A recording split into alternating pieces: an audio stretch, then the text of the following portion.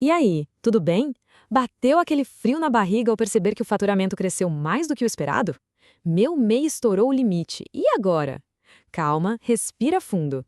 Antes de tudo, parabéns. Isso é sinal de que o negócio está dando certo.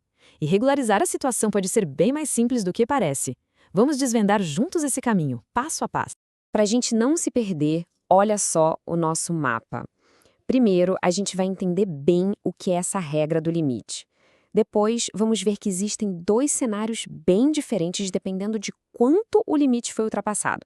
Aí a gente entra no que fazer em cada caso, quais os erros que não se pode cometer de jeito nenhum e, para fechar, um plano de ação super prático. Combinado? Então, vamos começar pelo começo, que é a base de toda essa conversa. Afinal, o que é esse tal limite do MEI? Guarda bem esse número, R$ 81.000. Esse é o valor máximo de faturamento bruto que uma empresa pode ter durante um ano inteiro para continuar sendo um microempreendedor individual, o famoso MEI. É a regra de ouro do jogo.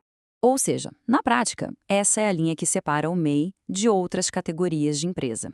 Passou 1 centavo desse valor no ano? Pronto. Já é hora de tomar uma atitude e preparar a transição do negócio para uma microempresa, ou ME.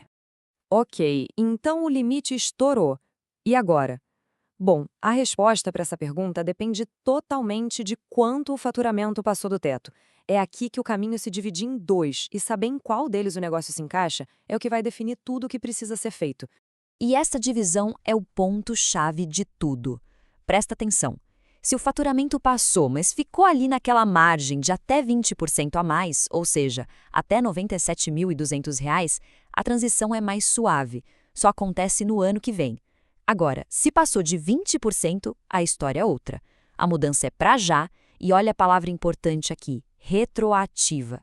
Vamos ver com calma o primeiro cenário, que é o mais comum e, felizmente, o mais tranquilo. Se o faturamento ficou nessa faixa de até 20% acima do limite, dá para respirar e se planejar com mais calma. É isso mesmo. A empresa segue a vida como MEI até o dia 31 de dezembro daquele ano. O pagamento mensal da guia DAS continua igual, sem mudar nada. A virada de chave para a microempresa só vai acontecer em janeiro do ano seguinte. O plano aqui é focado em organização, manter os pagamentos em dia, juntar toda a papelada financeira do ano e, o mais importante de tudo, procurar um contador. Nessa fase, um profissional de contabilidade não é um luxo, é a garantia de que essa mudança para ME vai acontecer do jeito certo, sem dor de cabeça. Agora, a conversa fica mais séria. Vamos para o segundo cenário, aquele que exige agilidade e muita, mas muita atenção. Se o faturamento passou dos 20%, ou seja, foi acima de R$ 97.200, o sinal de alerta acendeu no nível máximo. Lembra daquela palavra retroativo? É aqui que ela entra com tudo. Desenquadramento retroativo significa que, para a Receita Federal, é como se a empresa nunca tivesse sido MEI naquele ano. É como se desde o dia 1º de janeiro ela já fosse uma microempresa. E as consequências disso são imediatas. É preciso recalcular todos os impostos do ano inteiro com as regras de uma MEI. A notícia boa é que o que já foi pago no DAS serve de crédito, é abatido.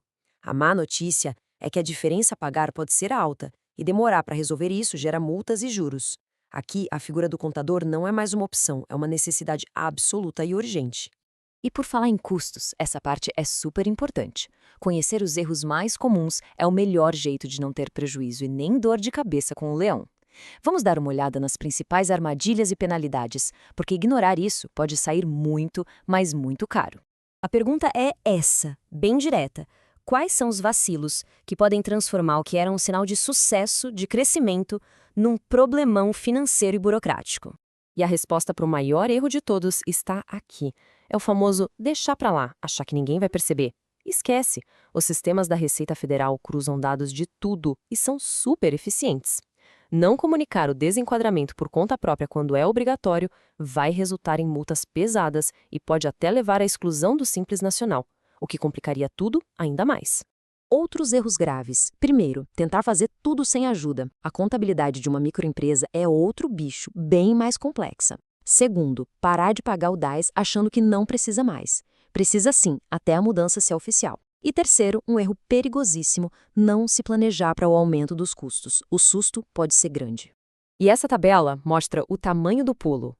A contribuição deixa de ser aquele valorzinho fixo por mês e vira uma porcentagem do faturamento. O contador, que antes não era obrigatório, agora é, e tem um custo mensal. E as declarações ficam bem mais detalhadas. É uma outra realidade financeira e administrativa. Certo, depois de entender os cenários e os riscos, vamos juntar tudo num plano de ação bem objetivo. A ideia é sair da preocupação e ir direto para a solução. Então, para resumir, passo 1, faça a conta e veja se passou até 20% ou mais. Passo 2, junte toda a papelada do ano.